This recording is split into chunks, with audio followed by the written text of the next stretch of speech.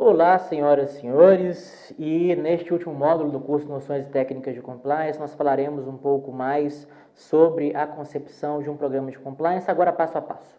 No último módulo nós falamos sobre a compreensão de um programa, análise de um programa, a partir das 3 dimensões, né? Prevenção, detecção e resposta. E dissemos que quase todo bom programa de compliance, ele se organiza em torno dessas 3 dimensões. Eu tenho um conjunto de práticas de compliance, mecanismos de compliance voltados para a prevenção, um conjunto de mecanismos de compliance voltados para a detecção e um conjunto de mecanismos de compliance de resposta. Agora a gente vai tentar, a partir dessa compreensão, analisar um pouco mais como é esse processo passo a passo de modelagem e implementação de um programa de compliance. Vamos lá? Bom, pessoal, então quando nós olhamos aqui para essa concepção passo a passo de um programa de compliance, vamos começar olhando para os instrumentos, tá? E quando eu falo instrumentos aqui, eu estou chamando de documentos, ou seja, as políticas de compliance, né? Processos e procedimentos, que em grande parte derivam dos documentos, ou seja, eu tenho um procedimento que vai derivar de uma política que eu estabeleci, tá? E de outro lado, tecnologias de informação, tá? Então notem, nós temos aqui o elemento central, que são os documentos, as políticas de compliance, nós temos processos e procedimentos que derivaram das políticas de compliance, e nós temos as tecnologias de informação e comunicação que permitem a implementação das políticas e procedimentos estabelecidos, tá?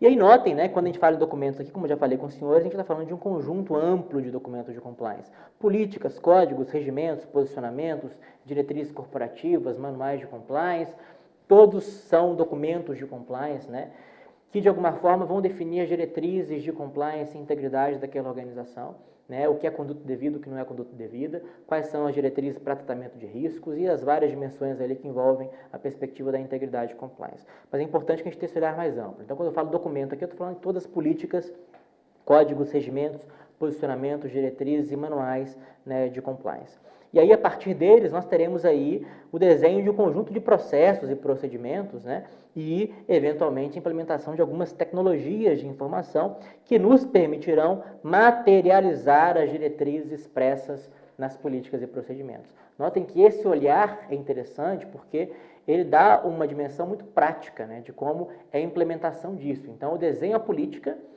daquela política, muitas vezes, derivarão processos e procedimentos para a implementação daquela política e, eventualmente, elas vão rodar sobre algum tipo de tecnologia da informação, né?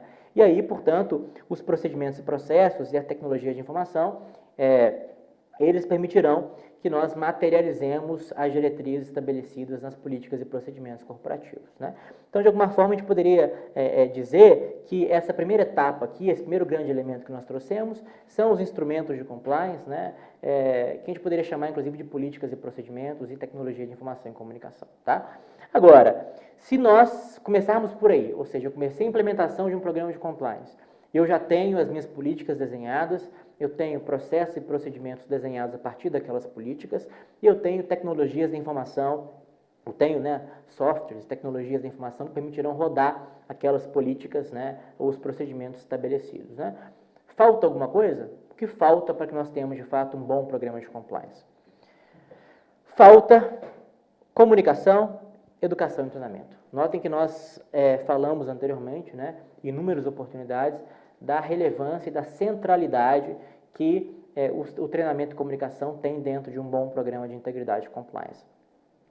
E aqui não seria diferente, né? Então, além dos instrumentos de compliance ou de integridade, né, que aqui nesse olhar nosso engloba 3 elementos, os documentos, ou seja, as políticas, códigos, manuais, regimentos, posicionamentos, etc., os processos e procedimentos decorrentes das políticas e as tecnologias de informação e comunicação.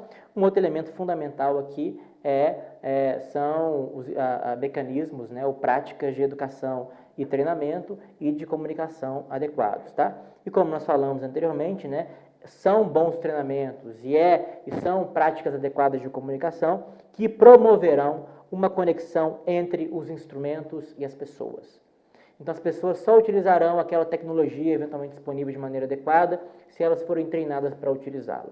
As pessoas só obedecerão aquele processo estabelecido, aquele procedimento estabelecido, se elas forem treinadas para tal. Elas só saberão que existe política e saberão do conteúdo da política se aquela política for comunicada de maneira adequada para elas e se elas forem treinadas em relação àquela política.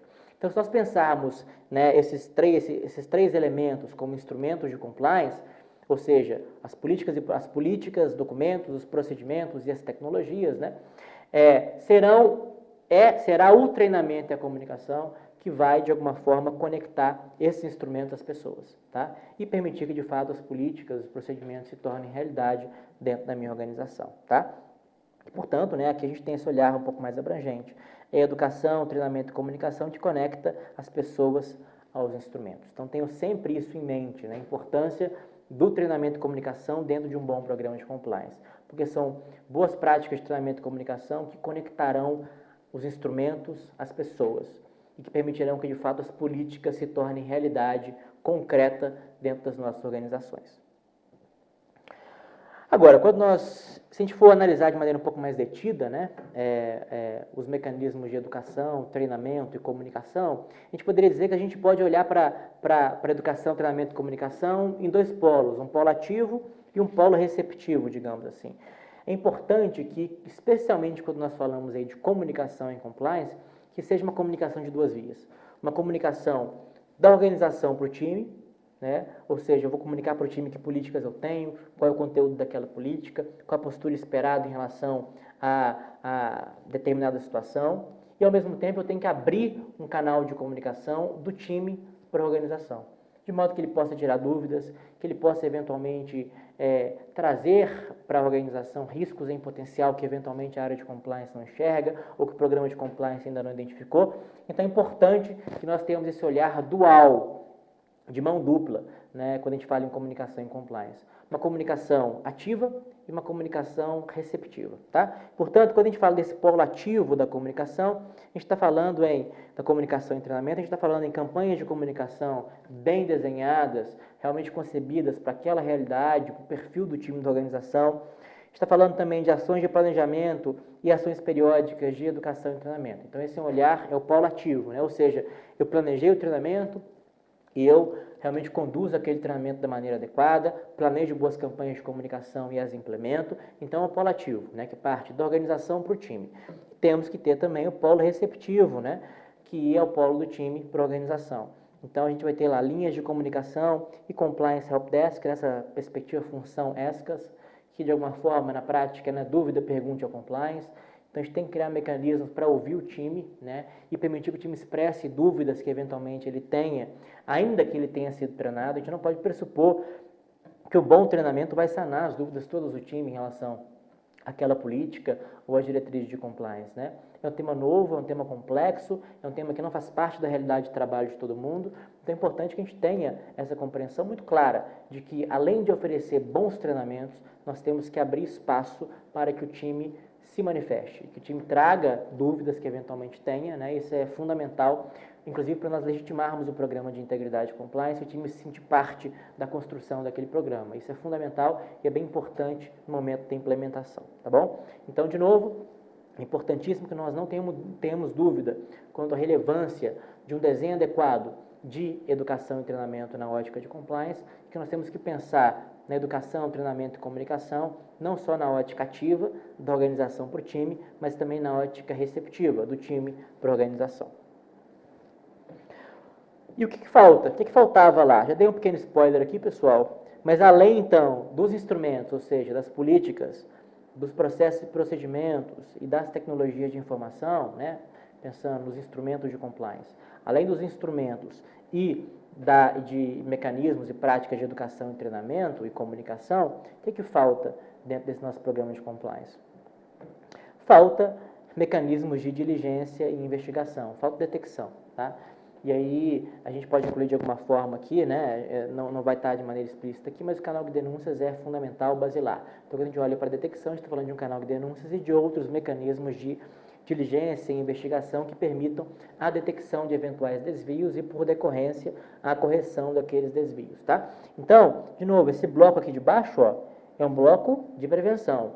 Então, eu estabeleço política clara, documentos claros de compliance, crio uma série de processos e procedimentos que permitam implementar aquela política e implemento aqueles processos, eventualmente adoto alguma tecnologia que permita também a automatização de algum processo ou procedimento, ou eventualmente a implementação e concretização de alguma política, né?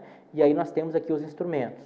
E aí eu treino o time em relação a isso e eu comunico de maneira adequada. Então esse bloco aqui inferior, de alguma forma, ele diz respeito à prevenção, né? São elementos de prevenção dentro de um programa de compliance. E na medida em que nós já estabelecemos elementos de prevenção, é importante dar um passo além, estabelecer também mecanismos de diligência e investigação que tenham foco mais voltado para detecção, que é a segunda dimensão do nosso programa de compliance. Falta alguma coisa ainda, senhoras e senhores? Falta. E falta o suporte da alta administração, né, que a gente vai ter que deixar ele claro aqui, como nós falamos lá atrás, naquela perspectiva um pouco mais cronológica de implementação de um programa. Ainda faltam alguns elementos, né? Além dos instrumentos de compliance que nós já falamos anteriormente e da educação, treinamento e das diligências, um ponto fundamental que nós não havíamos mencionado ainda é o suporte claro e inequívoco da alta administração. Ele é a base, como nós já falamos em várias oportunidades, né? O passo zero é ter, de fato, um apoio claro e inequívoco da alta administração. É o tone at the top e o tone from the top. Sem ele, a gente não consegue avançar na implementação de um bom programa de compliance. Sem o suporte da alta administração, a gente não consegue desenhar boas políticas, estabelecer processos adequados, implementar tecnologias de informação, treinar o time, comunicar o programa de compliance, porque eu não tenho suporte para fazer isso. Então, o ponto zero, a base de um programa de compliance é, de fato, o suporte da alta administração, tá? Agora, é interessante que nós pensarmos o suporte da alta administração não como algo casuístico, não como algo que depende do gestor de plantão, né? Dentro de um programa de compliance, o suporte real da alta administração, ele existe quando eu tenho instrumentos de governança que asseguram que eu terei esse suporte ao longo do tempo. Eu não posso depender da visão daquele gestor. Eu posso ter um gestor nesse momento que realmente entende a importância do compliance e que dá um apoio real. Houve mudança de gestão, eu posso ter um novo gestor que não compreende o compliance com essa relevância e que eventualmente vai promover algum tipo de retrocesso em relação ao programa de compliance.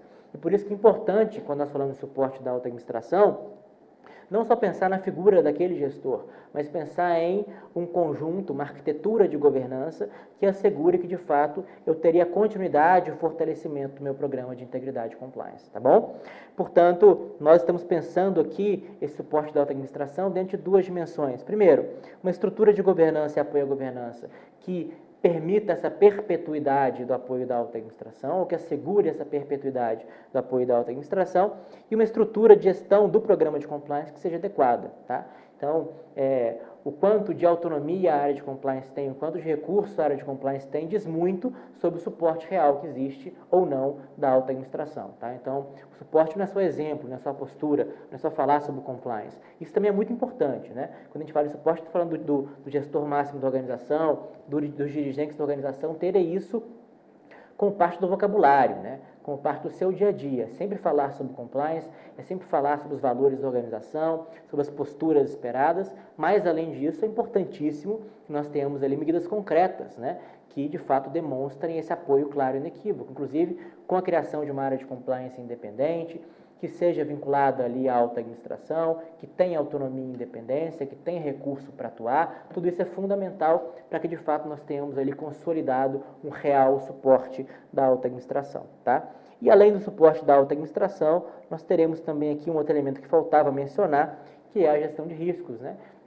Que também está na base. Então, sem o suporte da alta administração, eu não consigo avançar para cá. E sem compreender os riscos, também não consigo avançar para cá. Na medida em que, se eu estruturar um programa de compliance sem primeiro conhecer os meus riscos, eu tenho um risco muito grande de que o meu programa seja superdimensionado. Bom, pessoal, e além dos elementos que nós já havíamos mencionado, um outro elemento fundamental é o suporte da alta administração, né? Como nós falamos anteriormente, ele é a base de tudo. Sem o suporte da alta administração é muito difícil que nós consigamos avançar realmente na implementação de um bom programa de integridade e compliance, tá? Por isso, ele é fundamental e ele é a base aqui, inclusive, desse modelo nosso apresentado, tá? Agora, é fundamental também que nós compreendamos o suporte da alta administração não só como suporte casuístico, né? Muito vinculado à figura do gestor daquele momento. O suporte real da alta administração ele se dá quando eu tenho uma estrutura de governança que permita essa perpetuidade do suporte ao longo do tempo, independentemente de quem esteja à frente da gestão, tá? E aí, de fato, a gente pode falar, olha, eu tenho aqui nesta organização uma arquitetura de governança que demonstra ou que permite que nós possamos compreender que, de fato, ali eu tenho um suporte claro e inequívoco da alta administração, tá? Porque ainda que eu tenha uma troca de gestor, eu tenho outro gestor que eventualmente não dê a mesma atenção ao tema, ainda assim, pelos mecanismos de governança, eu continuarei tendo o suporte necessário para continuar avançando no programa de compliance, tá? Então, a estruturação de uma arquitetura de governança boa, né, madura, é fundamental para que nós tenhamos, de fato, a concretização ao longo do tempo desse suporte da alta administração.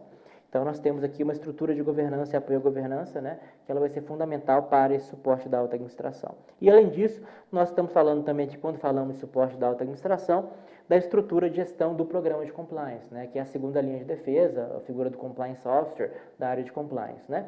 Quando nós olhamos para essa figura, a gente vai também conseguir identificar se eu tenho realmente ali suporte claro e inequívoco da alta administração ou não, tá? Não adianta só o exemplo. O exemplo ele é fundamental, ele é muito importante, né? Então, os gestores de alto nível e todos os níveis, e o time, ele tem que falar a linguagem de compliance, ele tem que ter o vocabulário do compliance no dia a dia dele. Agora, só ter essa linguagem não adianta. É importante que, além disso, nós tenhamos também um investimento real no compliance, no programa de compliance, na área de compliance. Então, para a gente poder falar, olha, aquela organização realmente, ela dá apoio para o compliance. A gente vai olhar, olha, aquele gestor, ele fala sobre compliance, ele dá exemplo, ele é exemplo e ele investe de fato no compliance, ou seja, eu tenho uma área de compliance independente, com autonomia, vinculada à autogestão, com recurso. Se eu tenho isso, aí sim eu posso falar que eu tenho suporte da alta administração, tá? Portanto, nesse olhar aqui, senhoras e senhores, quando nós falamos em suporte da alta administração, nós estamos falando em estrutura de governança e apoio à governança e estrutura de gestão do sistema de compliance. Perfeito? E, além disso, um outro elemento que nós também não havíamos mencionado nessa modelagem aqui, mas que já falamos anteriormente, é a gestão de riscos, né? E ela, de novo, também está na base. Por quê? É a partir de um bom gerenciamento de riscos que nós conseguiremos desenhar um bom programa de compliance. Se eu der esse passo aqui, ó, ou seja, se eu desenhar as políticas, estabelecer processos, eventualmente implementar algumas tecnologias, etc., sem conhecer os meus riscos, eu tenho um risco de que o programa de compliance não seja realmente adequado para a minha organização. Ele pode eventualmente ser hiperdimensionado, ele pode ser subdimensionado, isso vai, e naturalmente isso vai afetar os resultados daquele programa de compliance. Portanto, o programa de compliance realmente adequado à realidade da minha organização é aquele programa de compliance que parte de uma concepção clara em relação a quais são os meus riscos, tá? Então, eu conheço o risco, a partir daí eu desenho a política e eu treino o time e comunico aquela política para o time, tá? Então, é fundamental que nós tenhamos essa compreensão de riscos em relação ao programa de compliance. Falta alguma coisa ainda?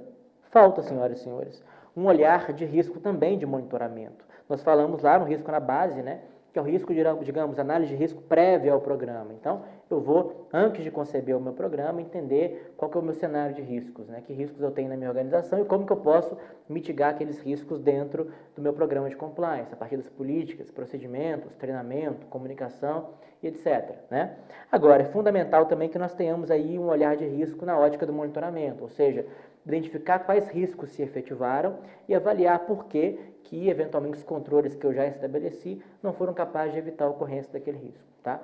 E aí, esse olhar de risco na ótica do monitoramento também é muito importante, porque ele permite, como nós vimos anteriormente, né, uma melhoria contínua do meu programa de compliance. Então, quando eu olho para o risco antes de conceber o programa, concebo um bom programa que endereça aqueles riscos, e no final eu continuo monitorando os riscos para saber se o meu cenário mudou ou se algum controle que eu havia implementado não era o suficiente, né, aí de fato eu tenho um processo de melhoria contínua em relação ao meu programa de compliance e terei ao longo do tempo um programa de compliance forte, né, e realmente adequado àquele negócio e aos riscos daquele negócio. E aí, né, a gente vai ter aqui, como eu já falei, esse processo rodando de maneira permanente. Então, identifica o risco, identificado o risco, com o suporte da alta administração, a gente vai estabelecer os instrumentos, ou seja, políticas, procedimentos e tecnologias que darão suporte às políticas e procedimentos. Vamos comunicar de maneira clara com o time, vamos treinar o time em relação às diretrizes de compliance, as políticas estabelecidas, vamos estabelecer mecanismos de diligência, investigação, canal de denúncias, etc., e mecanismos de resposta a partir das diligências e investigações, né? E vamos continuar monitorando o programa e os riscos para saber se de fato meu programa continua aderente à realidade da minha organização. O ambiente de risco ele muda, é importante eu continuar monitorando para saber se realmente, de novo, o meu programa ainda atende ao ambiente atual de riscos no qual o meu negócio e a minha organização está inserido, tá? E nessa concepção nós teremos um programa que vai sempre melhorar, um programa que vai estar sempre aprimorando, né, e sempre alinhado à realidade do meu negócio, assegurando que de fato eu consiga ter uma organização cada dia com mais cultura ética, cada dia mais conforme e, portanto, cada dia também mais íntegra. Tá bom, senhoras e senhores? Era esse conteúdo que eu tinha para falar com os senhores hoje. Agradeço imensamente a participação dos senhores nesse curso de noções e técnicas de compliance. É um prazer vê-los, as senhoras e senhores, por aqui e até muito breve. Muito obrigado.